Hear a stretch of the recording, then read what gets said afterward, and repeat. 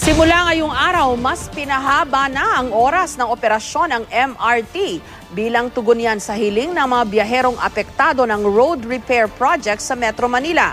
Maging ang naunsyami noong pagbili ng bagong coaches o bagon ng tren, matutuloy na raw. May report si Pia Arcangel. Wala pang alas 5 ng umaga, sunod-sunod na ang pagdating ng mga pasahero ng MRT sa North Avenue Station. Ngayong araw kasi mas maaga at mas pinahaba na ang operasyon ng MRT. Saan yun nalaman? Sa TV po. So, pabor ka ba na umusap sila mas mahal? Opo. Bakit? Syempre para mas maaga yung biyahe namin. Hindi na matraffic. Mas okay. Lalo na po sa mga mas maaga pa po yung pasok. Para makakasakay po sila agad ng porter. Hindi na po sila abot ng rush hour. Mula ngayong February 24 hanggang March 7, magbubukas ang North Avenue Station ng alas 4:30 ng umaga at magsasara ng alas 10:30 ng gabi. Bukas naman ang Taft Avenue Station mula alas 5 ng umaga hanggang alas 10:30 ng gabi. At magmula March 10 hanggang March 21 naman, alas 4:30 ng umaga hanggang alas 10:30 ng gabi bukas ang North Avenue Station. Samantalang alas 5 ng umaga hanggang alas 11 ng gabi naman ang biyahe mula sa Taft Avenue Station.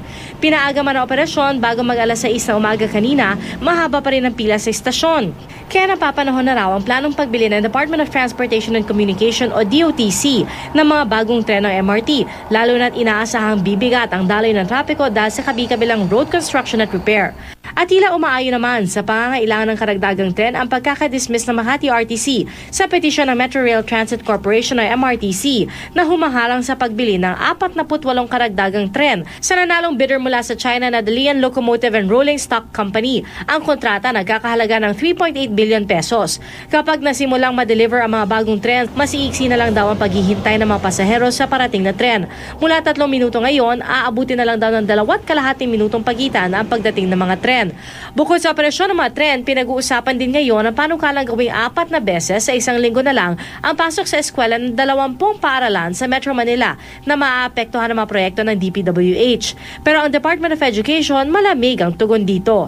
Klarong-klaro po na hindi po ito ipatutupad sa lahat ng paaralan. Kailangan pong pag-usapan, sa amin na po ito, kung paano po makukompensate yung lost hours. Because of what we have been saying that 180 of the 201 school calendar days in case of school year 2013 to 2014, there should be contact time during those periods. Bukod dyan, may 6 pang mga universidad na apektado rin ng Skyway Stage 3 project at 2 pang mga universidad na apektado naman ng mga isinasagawang konstruksyon sa kalye. Kaya maging ang Commission on Higher Education at CHED, pinag-aaralan din ang mungkahing ito. Hindi po madaling mag-arrange yung pong 18 unit or 18 hours per week or 18 unit per semester rather po, ay meron po yung equivalent sa contact time every week. So hindi po siya madali from 5 days to 4 days. Binusisi rin ang panukalang pagbukas sa mga private subdivision para gawing alternatibong ruta dahil sa road projects. Mungkahi naman ng LTFRB, mas mahigpit na mga polisiya sa mga bus at jeep para mabawasan ang kolorum ng mga sasakyan. We will recommend to Congress the legislation that will address this colorum operation. Pia Arcangel, GMA News.